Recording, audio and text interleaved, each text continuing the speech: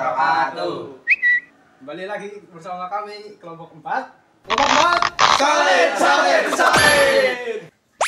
Jadi kali ini kami akan menyampaikan materi tentang KD 10. Kalian tahu apa KD 10? Tentang apa? Coba ya. Enggak respect banget, Wok. Itu kamu kan? Ya, betul. Jadi di sini saya akan membawa materi tentang KD A yang berjudul Ancaman Terhadap Integrasi Nasional. Posisi silang negara Indonesia tidak hanya meliputi aspek kewilayahan saja, melainkan meliputi pulau aspek-aspek kehidupan sosial antara lain. Yang pertama, kepadatan penduduk yang bervariasi. Yang kedua, letak ideologi antar komunis dan liberalisme. Yang ketiga, demokrasi Pancasila yang berada di antara demokrasi rakyat dan liberal. Jadi, ancaman integrasi nasional terbagi menjadi dua. Yang pertama, ancaman militer dan ancaman non militer.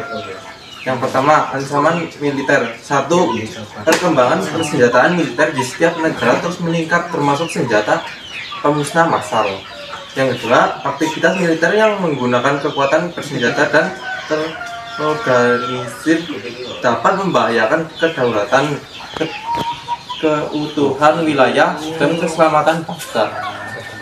Yang ketiga, kekuatan senjata dapat digunakan untuk agresi, invasi, pelanggaran wilayah, pemberontakan bersenjata, sabotase, spionase, aksi teror bersenjata, dan ancaman keamanan laut dan udara.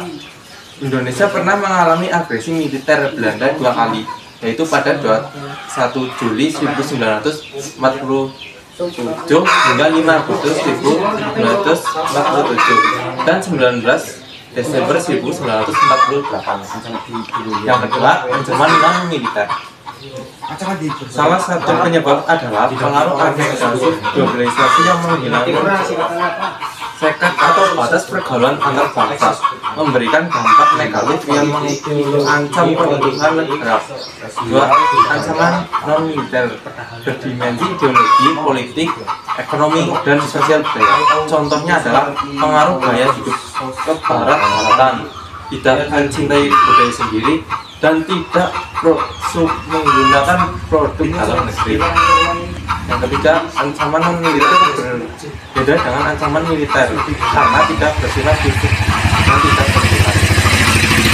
Ancaman non-militer berdimensi ideologi, politik, ekonomi, sosial, budaya, teknologi, informasi, serta keselamatan umum. Masih ngapa lagi? Ya, 1, 2, 3. Ya, jadi selanjutnya itu KD 10B. Ancaman di berbagai bidang Ipolek Sos Budankam. Nah, kalau teman-teman belum tahu, Ipolek Sos Budankam itu ideologi, politik. Oke, Selanjutnya itu KD 10B. Itu tentang ancaman di berbagai bidang Ipolek Sos Budankam. Nah, kalau teman-teman belum tahu itu artinya itu ideologi, politik, ekonomi, sosial, budaya, dan pertahanan dan keamanan. Nah, jenisnya itu kurang lebih itu ada 5, yaitu yang pertama ancaman di bidang ideologi, yang kedua itu di bidang politik, yang ketiga di bidang ekonomi, yang keempat di bidang sosial budaya, yang kelima yaitu di bidang pertahanan dan keamanan. Contoh-contoh ancaman di bidang Ipolek Sos Budankam. Nah, yang pertama itu di bidang ideologi, itu menolak paham komunis dan Zionis.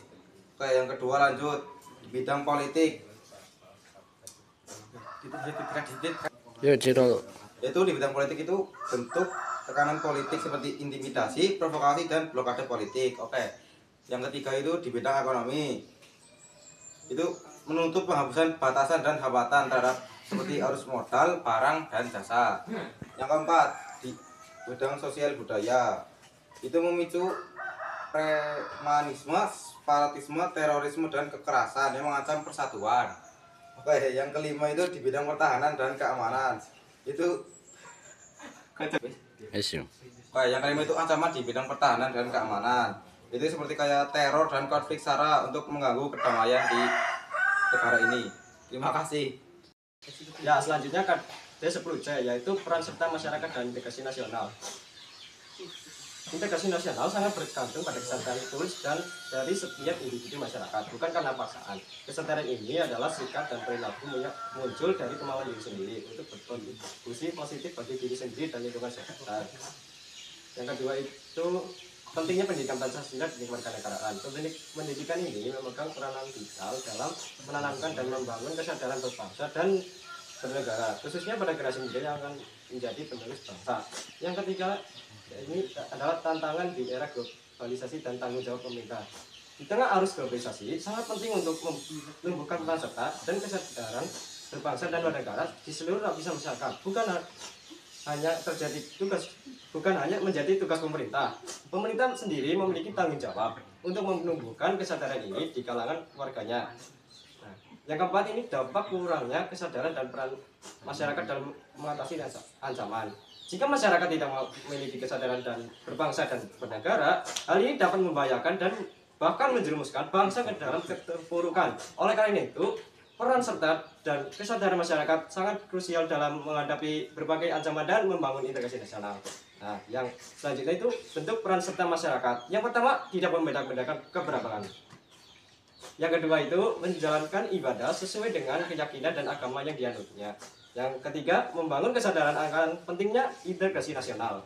Yang keempat, melakukan gotong royong dalam rangka kesadaran bermasyarakat, berbangsa, dan bernegara. Baik, selanjutnya adalah menggunakan fasilitas umum dengan baik, yaitu berarti memanfaatkan fasilitas yang tersedia untuk kepentingan bersama dengan cara yang bertanggung jawab dan menjaga kebersihan, keamanan, serta kenyamanan untuk semua orang. Selanjutnya, mau dan bersedia untuk bekerja sama dengan segenap lapisan atau golongan masyarakat. Terus, merawat dan memelihara lingkungan bersama-sama dengan baik.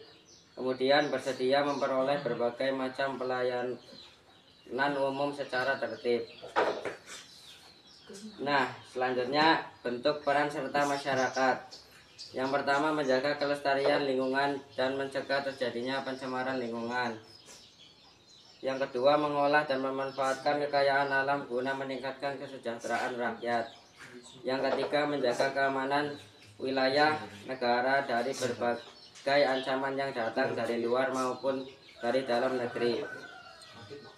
Yang terakhir, memberi kesempatan yang sama untuk merayakan hari besar keagamaan. Sekian. Ya, bentuk peran serta masyarakat yang berikutnya adalah berpartisipasi dalam berbagai kegiatan yang dilakukan dalam masyarakat dan pemerintah.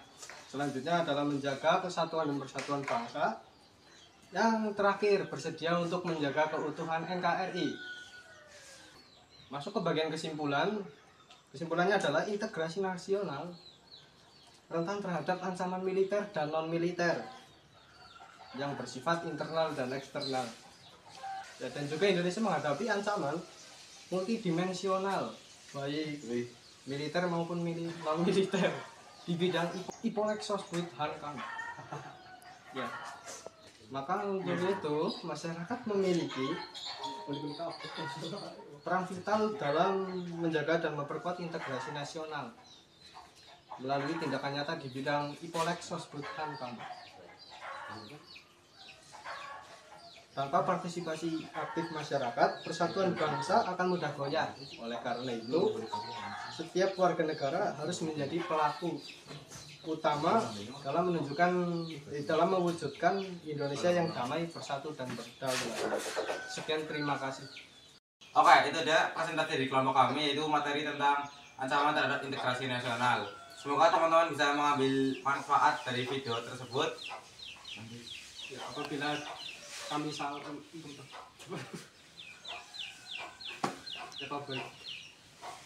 apabila kami memiliki kesalahan dalam pengucapan atau menyinggung dalam video tersebut ya kami tidak benar, mohon maaf. Karena kalau benar kami tidak salah. Oke.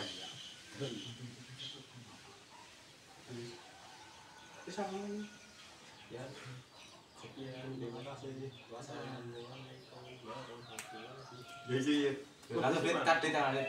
Cirolum. Bareng. Buah tomat, buah ketan. Ketan apa? Semoga bermanfaat untuk teman-teman. Gue Buah tomat, buah ketan. kode kamu cakap apa itu? Cakap ya. Ciro lu ke?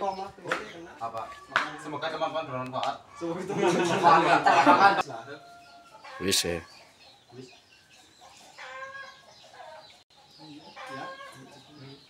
Buah tomat campur ketan. Cakap.